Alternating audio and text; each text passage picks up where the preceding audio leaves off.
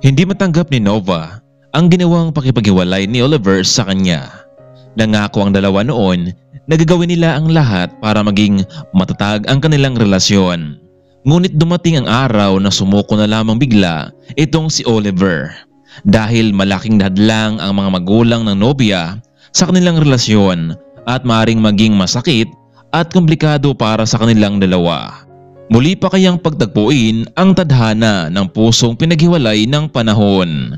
Kaya mga kaibigan, samahan niyo muli ako sa isa namang kwento ng buhay pag-ibig ni Nova at Oliver.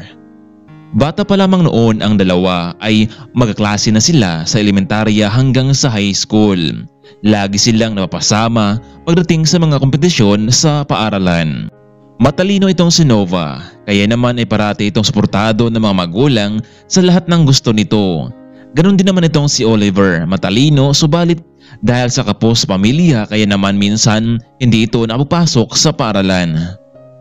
Oliver, absent ka na naman kahapon. Baka bumaba na naman ang mga grades mo. Naku, Nova, gustuhin ko mang hindi lumiban sa klase natin pero walang katuwang nanay ko sa bukid namin. Kung hindi siya magtatrabaho, wala kaming makain. At higit sa lahat, hindi ako makapag-aral ngayon. Tutulungan na lang kita, Oliver. Malaki naman ang binigay na baon ng mga magulang ko. At ibabahagi ko ito sa iyo. Alam mo, sobrang bait mo talaga sa akin, Nova. At marami ka nang natulong sa akin. Paano kaya kita masusuklian? Oliver, ang gusto ko lang namang mangyari na magpatuloy ka sa pag-aaral. Sabay nating abutin ang mga pangarap nating dalawa. Wow, ang sarap pakinggan na makapagtapos tayo ng pag-aaral, ano? Pero para sa'yo, walang imposible yun. Pero sa akin, hindi ko alam kung magpatuloy pa ako sa kolehiyo. Oliver, pakiusap. Nangako ka sa akin na kahit anong mangyari, hindi ka susuko. Sama-sama tayong harapin ang ating bukas. Paano, Nova, kung isang araw malaman ng mga magulang mo ang tungkol sa ating dalawa? Oliver, gagawin ko pa rin ang lahat para sa ating dalawa. Kaya nga kung financial lang ang dahilan mo, huwag kang mag-alala dahil bibigyan kita ng magiging allowance mo. Nova, ayaw kong masanay na laging humingi sa'yo. Baka pagdating ng panahon, hindi ko na kayang bayaran pa ang lahat ng pagkakautang ko sa'yo. Oliver, hindi ko naman hangad na ibalik mo sa akin ang binigay ko sa'yo. Gusto ko lang tumulong sa lalaking mahal ko. Kaya pakiusap, sana huwag kang palaging lumiban sa klase natin. Hindi ba ang sabi mo sa akin na gagawin mo ang lahat para magbago ang buhay niyo ng nanay mo? At yun sa ating dalawa, sabay tayong angat sa buhay. Pero natatakot ako, Nova. Paano kung isang araw nga ay malaman ito ng mga magulang mo? Baka paghiwalayin pa tayong dalawa. Oliver, walang makakaalam nito kundi tayo lang. Siguro pagdating ng tamang panahon, ipagtapat natin ito sa kanila. Napayok ko na lamang itong si Oliver. Matapos ng kanilang klase ay nauna nang umuwi itong si Nova dahil sinundo ito ng isang sasakyan pero laking gulat nito kung bakit ang kanyang daddy at mommy ang sumundo sa kanya sa halip na ang kanilang driver. Dad, Ma'am, anong meron? Bakit kayo ang sumundo sa akin? Alam mo, Iha, gusto kasi ng daddy mo na i-celebrate natin ang pagtatapos mo ng senior high school. At sa susunod na pasukan, aapak ka na sa kolehiyo. Pero ma'am, para naman yatang masyadong maaga pa eh. Makinig ka, Nova. Sa darating na iyong pagtatapos, meron kaming mahalagang sasabihin sa iyo ng mami mo at kailangan mo yung malaman at sundin. Maliwanag ba? Hindi matanggap ni Nova ang sinabi ng kanyang daddy kung ito ba ay makabuti sa kanya. At sa pagkakataong iyon, bago pa tuluyang nakapagtapos itong si Oliver sa senior high, ay hindi niya inasahang maging ganito ang lahat matapos niyang makaharap ang magulang ni Nova ng palihim. Magandang araw po sa inyo, ma'am, sir. Alam mo Mr. Oliver, paprangkahin na kita ha, para hindi na maging mahaba ang pag-usap na ito. 1 million para tumahimik ka na at layuan mo si Nova. Pinapaaral namin siya para magkaroon ng magandang bukas. Meron kaming lalaking gusto na para sa kanya. Hindi isang katulad mo na mas mahirap pa sa isang daga. Heto, tanggapin mo ang perang ito. Sigurado akong mabibili mo na ang lahat ng gusto mo. At mula sa araw na ito, hindi namin gusto na muli pa kayo magkita ng anak ko.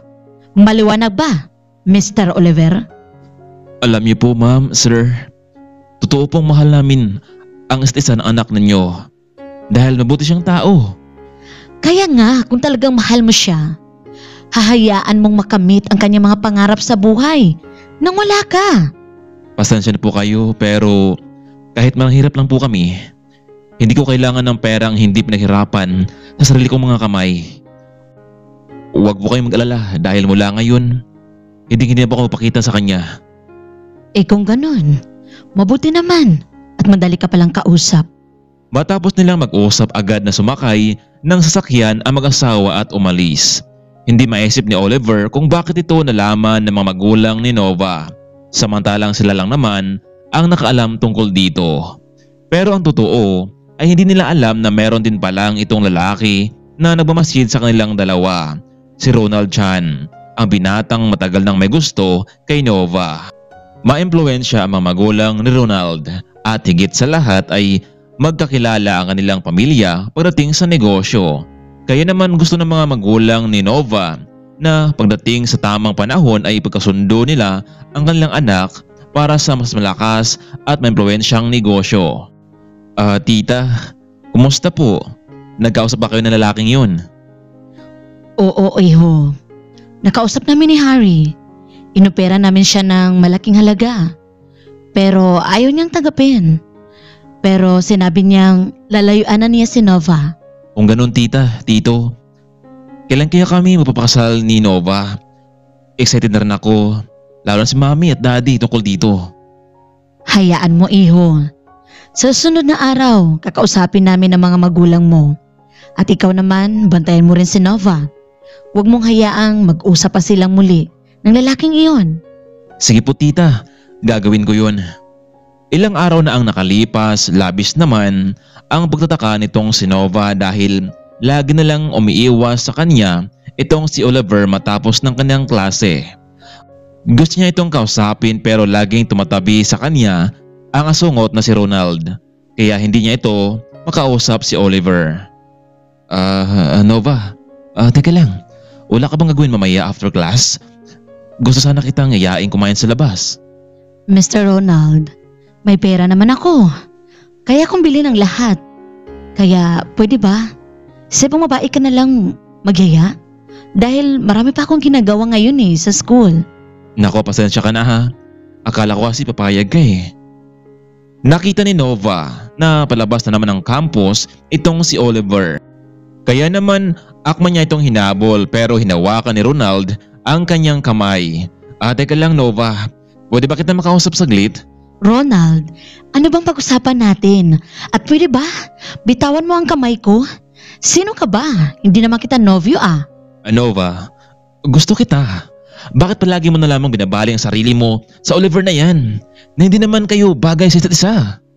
Kaya naman pala Siguro, ikaw ang may kagagawa nito no?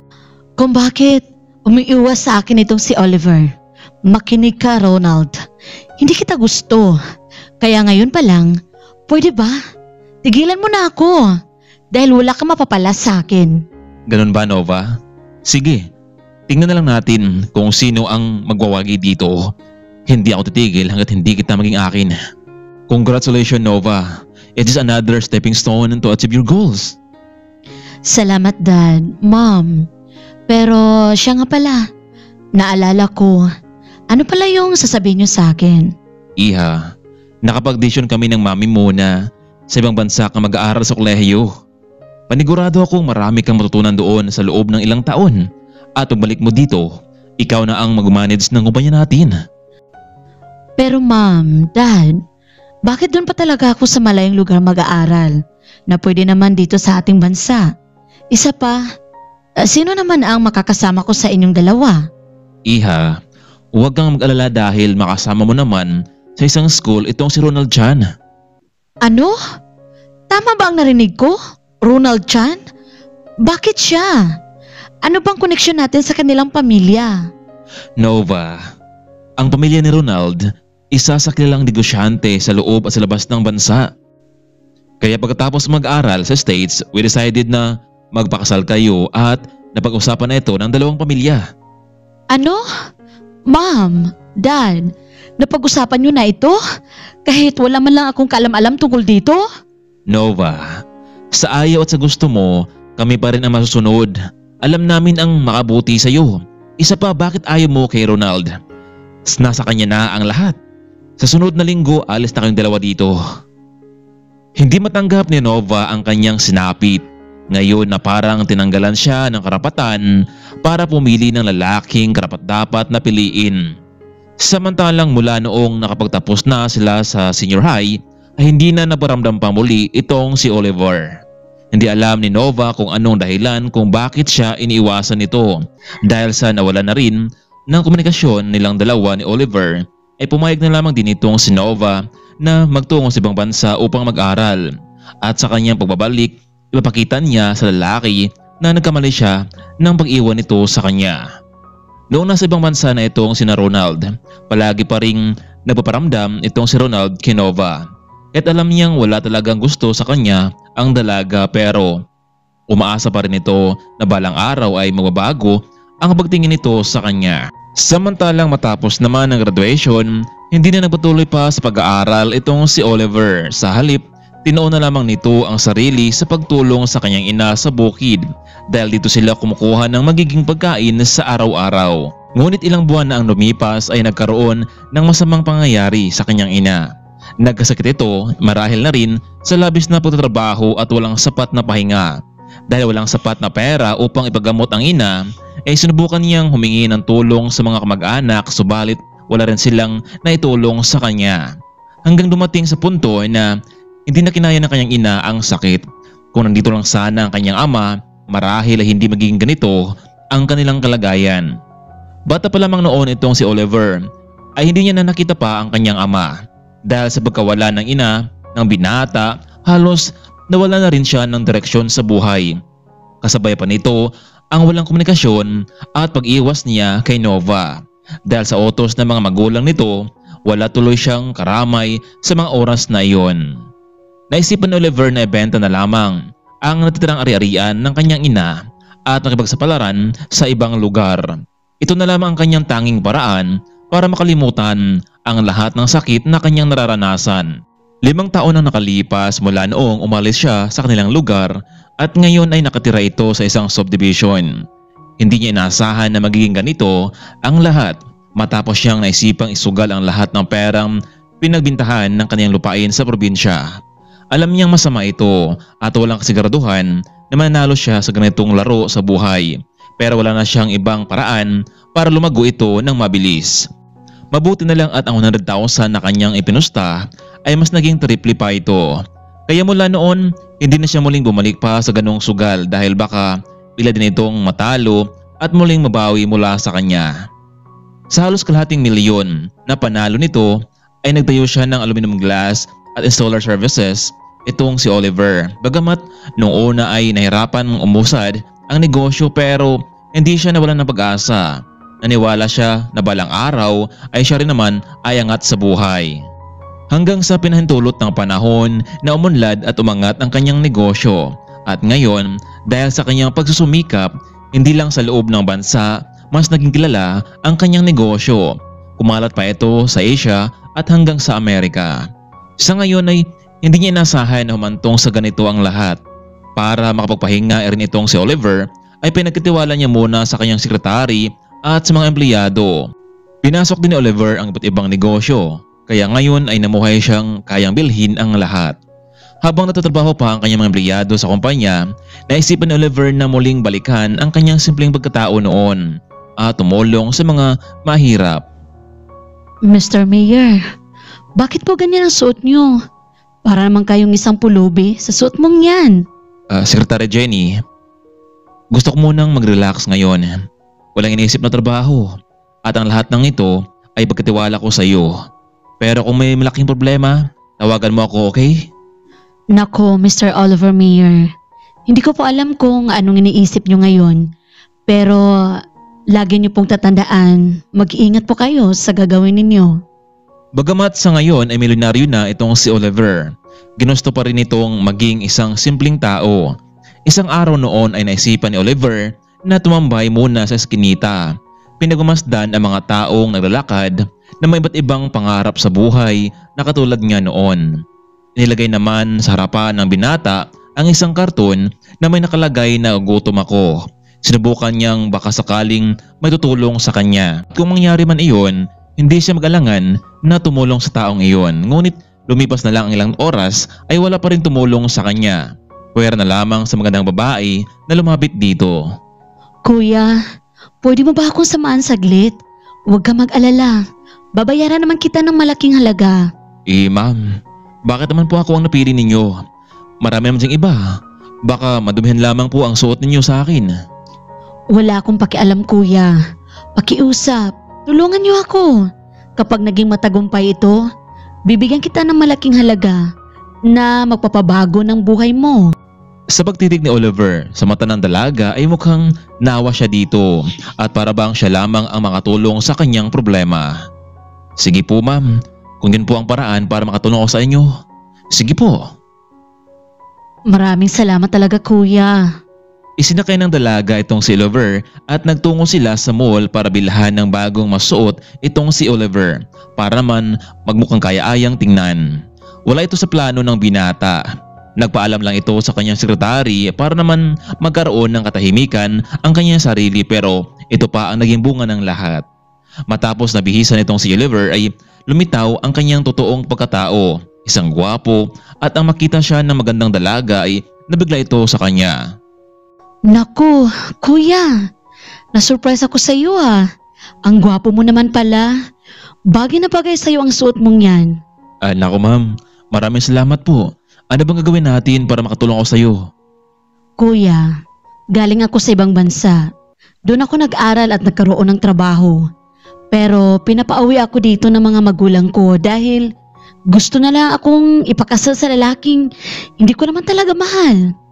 Gusto ko mapanggap ka bilang boyfriend ko at ipagtapat natin sa kanila na may nangyari na sa atin para hindi na matuloy ang kasal namin sa lalaking iyon. Naku ma'am, mukhang mabigat yata yung pag ginapagawa mo sa akin ya. Gawin natin na parang makatotohanan ang lahat. Tumira tayo sa condo unit ko para wala na silang dahilan pa. Ma'am, ano bang pangalan mo para naman malaman ko rin? Kuya, ako nga pala si Nova Bright at yung lalaking gusto nilang ipakasal sa akin, si Ronald Chan. At sa pag-uusap nilang iyon ay naalala ni Oliver ang pangalang Nova na halos 7 taon na ang nakalipas. At sa tingin nito, ang babaeng nakaharap niya ngayon ang babaeng iniwan niya noon, ngunit hindi siya nakikilala. Hindi na nakilala pa ni Nova ang dati niyang kasintahan dahil sa maraming pagbabago nito, lalo na sa kanyang pisikal na pagkatao. Di katulad noon na gwapo subalit moreno itong si Oliver, samantala ngayon ay maputi na ito. Habang nasa loob sila ng condo unit, ang dalawa ay may tumawag sa phone nitong si Nova. Hello, Dad? Nova, nasaan ka ba? Bakit hindi ka sumama kay Ronald dito sa bahay? Huwag mong sabihin na sumusuko ka na sa inyong napagkasunduan. Sana naman iha, huwag mo kami ipahiya sa kanilang pamilya. Pumunta na rito ngayon at pag-usapan natin ang inyong magiging kasal ni Ronald. Pero Dad, noon pa man, hindi ko na gusto si Ronald. Ang totoo, meron akong lalaki na gustuhan at siya ang mas pipiliin ko dahil merong nangyari na sa amin. Hindi ito pwede, Nova. Nakahanda ng lahat. Pirma mo na lamang ang kailangan sa bahay na ito. Magtatagumpay kaya ang pinaplano ni Nova na papapanggap ng lalaki na kita lamang niya sa may lansangan.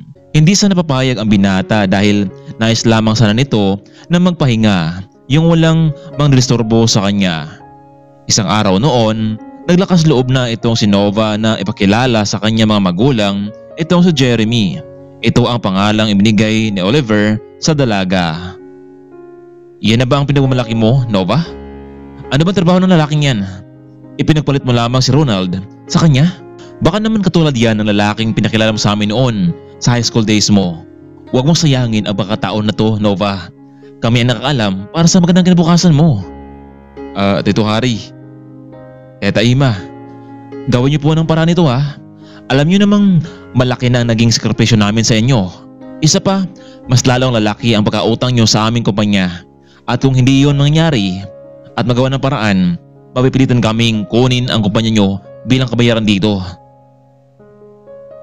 Nova, pakiusap. Hindi mo naman siguro gusto na makita kami ng daddy mo na naghihirap. Ma'am, sana naman maunawaan niyo naman ako. Paano ko pakisamahan ang taong hindi ko naman mahal? Kahit anong gawin niyo, mas pipiliin ko pa rin si Jeremy. Samantalang tila hindi na kayang pagmasdan pa ni Oliver ang lahat ng ito. Naawa siya sa sitwasyon ng dating nobya. Tama na po. Bakit niyo kailangan ipilitan pa kay Nova ang lalaking yan? Hindi naman niya mahal, hindi ba? Hoy, ikaw ha? Hampas lupa ka? Huwag kang makialam dito. Usapang pamilya lamang ito. Magkano bang kailangan niyo para mabayaran ang lahat ng pagkakautang niyo sa pamilyang lalaking yan? Jeremy, please, huwag ka na sumali pa sa gulo ng pamilya ko. Aba, mukhang nagbida-bida na naman ang lalaking yan, Nova ha? Bakit? Sino ba siya? Isa ba siyang milyonaryo? Talaga bang hindi niyo ako kilala? Alam niyo, kahit matagal ng panahon, hindi pa rin maalis sa isipan ko ang alaala ng lahat ng yon. Jeremy, ano bang ibig mong sabihin? Alam mo Nova, sa buhay ko noon, dumating sa punto na hindi ko na alam ang gagawin ko dahil sa pagkawala ng mga minamahal ko sa buhay. Iniwan ako ng nanay ko. Meron akong babaeng minamahal pero tutol sa aming pagmamahalan ang kanyang mga magulang. Binayaran ako noon na 1 milyon pero ayaw ko dahil hindi ko kayang mabuhay sa perang hindi ko naman pinaghirapan. Hindi ko tinanggap ang perang yun dahil ang totoong mithiin ko ay talagang yung babaeng yun. Jeremy, pwede ba? Diretsuhin mo na ang gusto mong sabihin. Nova, ako si Oliver Meyer, yung lalaking nagmahal sa'yo ng totoo noon. Ano? Ikaw ba yan, Oliver? Pero bakit bigla ka nalang naglaho na parang bula? Alam mo bang halos mawala ako sa sarili ko dahil bigla ka nalang hindi nagparamdam sa akin. Iniisip ko na baka tuluyan ka na sumuko sa pagmamahalan natin. No, Nova. Mahal naman kita eh. Pero gagawin ng mga magulang mo ang lahat para hindi na tayo muling magkita pa. Dad, Ma'am, totoo ba ang sinasabi ni Oliver? Binabayaran niyo siya ng 1 milyon para umiwas sa akin?